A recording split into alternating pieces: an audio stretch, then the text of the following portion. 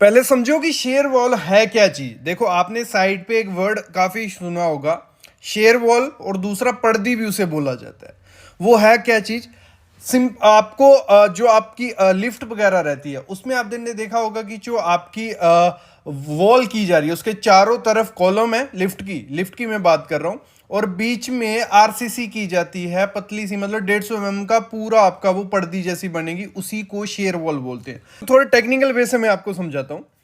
Share wall हुई क्या? जो भी लेटरल फोर्सेस लग रही हैं, लोड लग रहा है, तो उसको काउंटर करने के लिए हम क्या करते हैं? शेयर वॉल प्रोवाइड करते हैं।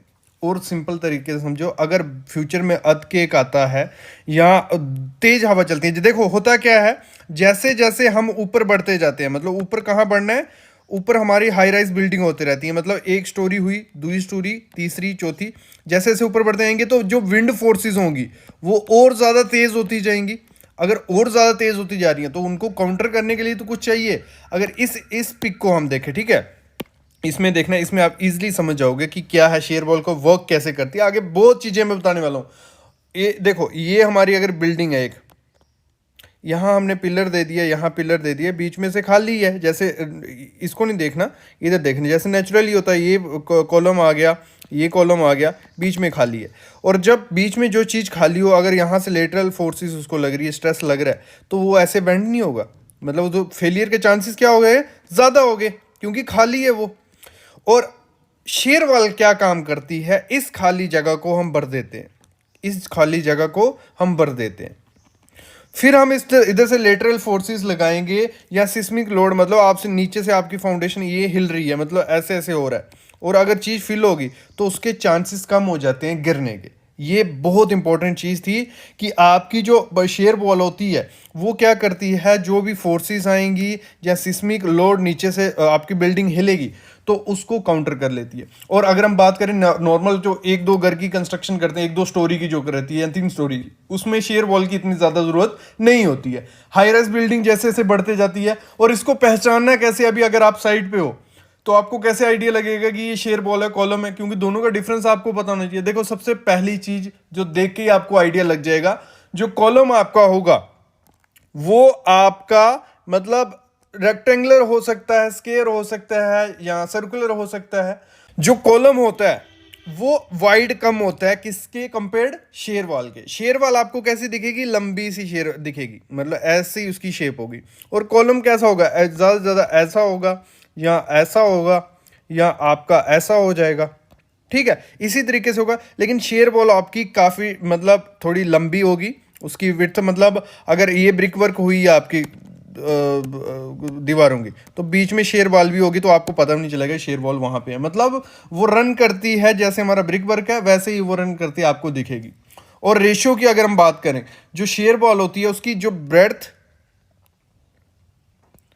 बाई विड्थ की रेशियो जो होती है वो कम ज़्यादा होती है 0.4 से, अगर पहचानना है उसको। और अगर उसकी रेशियो जो कॉलम की वो कम होती है 0.4 से, तो इस तरीके से भी पहचान सकते हैं। और जो हमारी शेयर वॉल होती है उसकी मिनिमम विड्थ से हम कितनी रख सकते हैं? 150 mm।